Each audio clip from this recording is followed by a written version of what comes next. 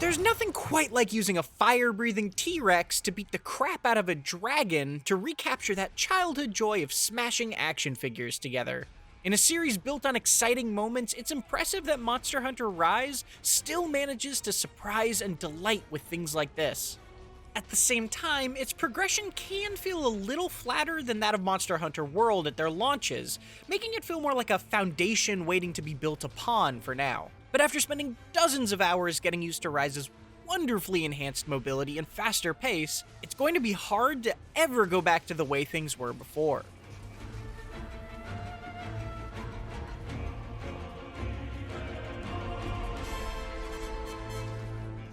If you're new to the series, Monster Hunter is essentially a gauntlet of epic boss fights against spectacularly diverse monsters, who you then turn into nice pairs of pants. Each victory earns you materials to craft better equipment, to take down tougher monsters, and so on and so forth. Success relies on a healthy balance of preparation and skill, and it's kept fresh by the combination of 14 radically different weapon types, the strategic puzzle of breaking specific parts of a monster, and the intoxicating allure of that next piece of gear. Monster Hunter Rise in particular is full of fun new ideas, but it also benefits from many of the streamlined innovations that helped make World the best-selling game in the series. Things like load-free maps and using items while moving feel vital after having now spent hundreds of hours with them. Meanwhile, other features like separate village and hub quest lines for single and multiplayer return some of the organization of older games. That mishmash of ideas makes Rise feel like a huge mechanical step forward compared to the last Switch entry, Monster Hunter Generations Ultimate, but more of a sidestep in the context of World and its Iceborne expansion.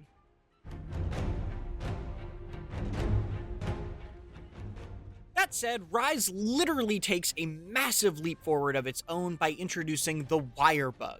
This recharging resource lets you scale mountains, cover vast distances, and use special Silkbind moves unique to each weapon.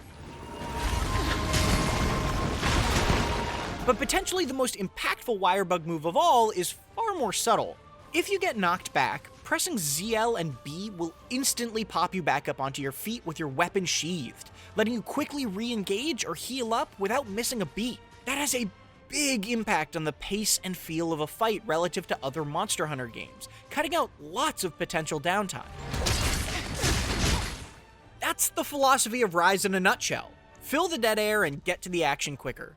To that end, you get an adorable, rideable doggo to travel faster, and a bit of the usual pre-hunt prep has been morphed into mid-mission endemic life, allowing you to pick up creatures along the way that can fill the gap of certain tools, buffs, and items.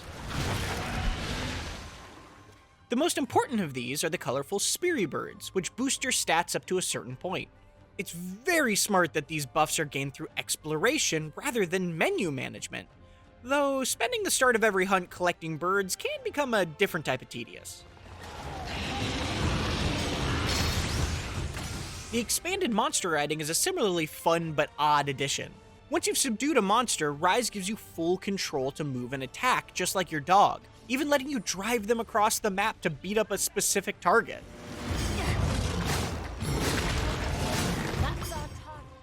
It really is a blast, but it's also weirdly easy to trigger. That means the other monsters are now basically just tools to be used, not much different than the tiny endemic life pickups. That Rajang I used to fear is little more than a club to be wielded in Rise, which is certainly entertaining, but I don't think even the notorious Devil Joe's chaotic interruptions would be as impactful here if it were in this game.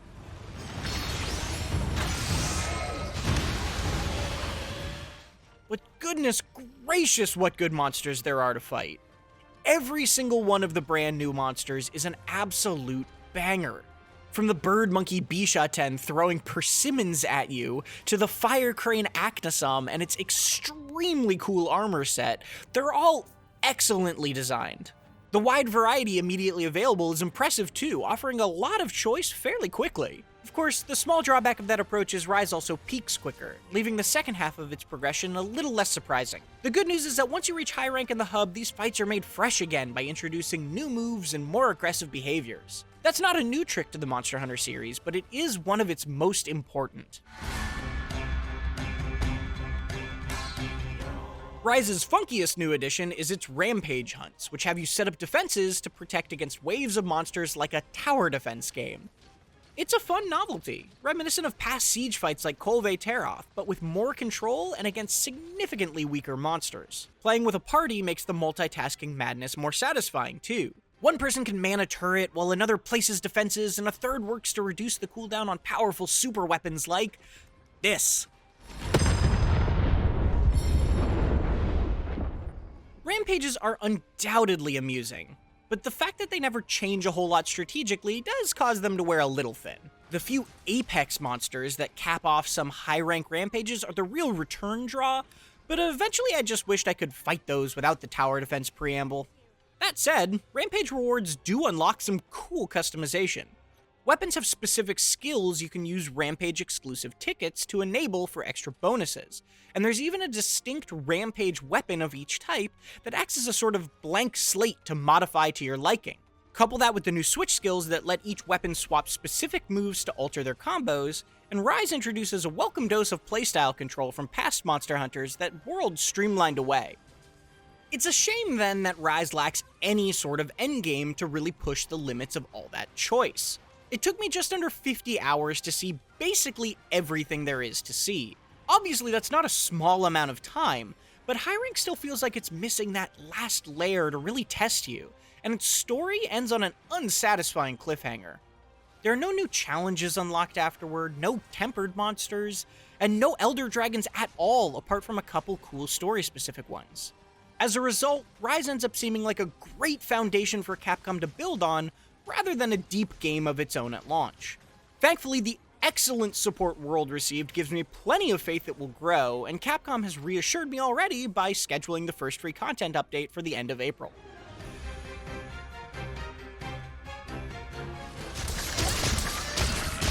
Monster Hunter Rise mixes classic ideas with some of World's best improvements, alongside clever new mechanics and fantastic monsters of its own.